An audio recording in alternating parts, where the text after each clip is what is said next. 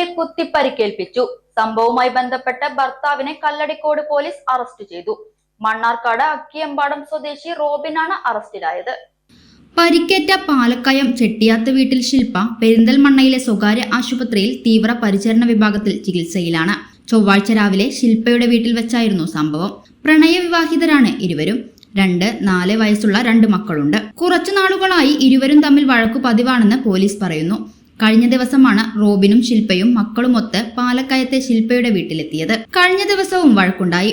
രാവിലെ സംഭവം നടക്കുമ്പോൾ ശില്പയുടെ അമ്മ തങ്കമ്മ ജോലിക്കും അച്ഛൻ ബേബി പുറത്തും പോയിരിക്കുകയായിരുന്നു. അടുക്കളയിൽ ജോലി ചെയ്യുന്നതിനിടെയാണ് റോബിൻ ടാപ്പിങ്ങിന് ഉപയോഗിക്കുന്ന കത്തി കൊണ്ട് ശില്പയെ പിറകിൽ നിന്ന് കുത്തിയത്.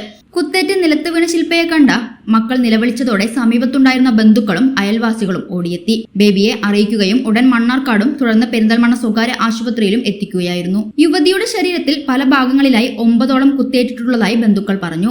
ആക്രമണത്തിന് ശേഷം സ്ഥലത്തു നിന്നും ഇരുചക്രവാഹനത്തിൽ കടന്നുകളഞ്ഞ റോബിനെ ചിറക്കൽപ്പടിയിൽ വെച്ച് മണ്ണാർക്കാട് പോലീസ് പിടികൂടുകയായിരുന്നു.